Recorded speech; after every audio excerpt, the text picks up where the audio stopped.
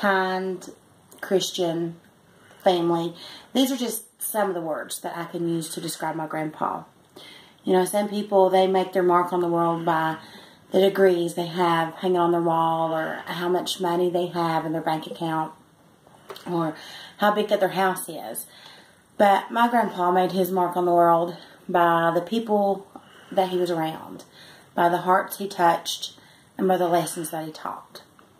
Hello everybody, my name's Amanda, and today I'm going to tell you about a man that helped raise me. A man that taught me right from wrong, and a man that helped to make me the person that I am today.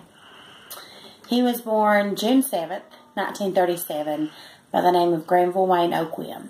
He was the youngest of 7 siblings. He had 1 sister and 5 brothers. Growing up, they were real poor. Everything they had, they worked for. Raising a big garden. They worked real hard for everything that they had. One winter, their house burnt down, and they had to start all over. And the house that they moved to, it didn't even have any windows, no insulation.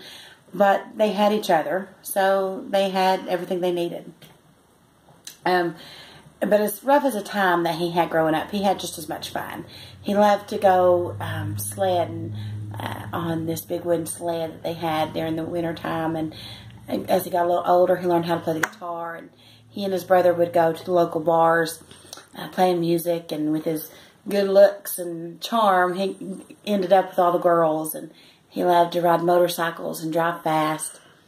And when he was 16, he started working the coal mines. Now, before that, he helped his daddy logging from Virginia to Kentucky and back, which he was, too young to work. But during those times, you worked. That's what you did. When he was 16, he started working at coal mines, and soon after that, his dad passed away. When Grandpa was 19, he met the love of his life, Patsy, and he and Grandma married when Grandma was only 17.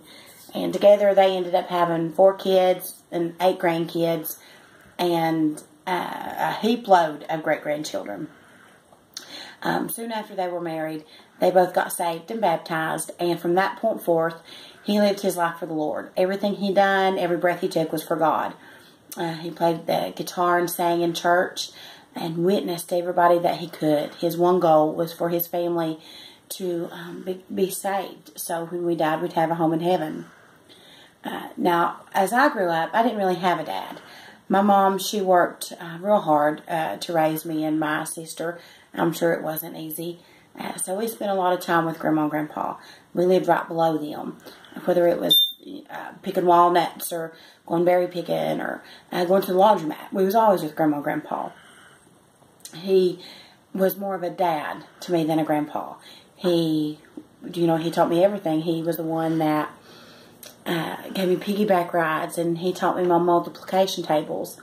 He was the one that tickled my feet and told me the story of the 3 billy goats gruff. He was the one that baptized me and taught me to play the guitar. He was the one that walked me down the aisle at my wedding and gave me away. He was my rock. He was my everything. Grandpa, he passed away on August 14th, 2012 of lung cancer. And when he passed away, he took a huge part of my heart with him. But there's not a day goes by that I don't think about him, about his hands, about his smile, his voice, his smell. There's not a day goes by I don't think about him. Wayne Oakwin was a man that touched every heart he came in contact with. His heart was one that was made of gold. He would give a stranger the shirt off his back. My mom, she talked about when she was younger, they'd take these kids that didn't really have the best of homes, and he and Grandma would take them and try to give them, at least, a home for a night or two, or some hot food on the table. He was a good man. He was the best man. He taught me everything. He taught me morals, ethics, and I can just strive. I can only hope that one day I can be half as good of a person as he was. Thank you all for listening.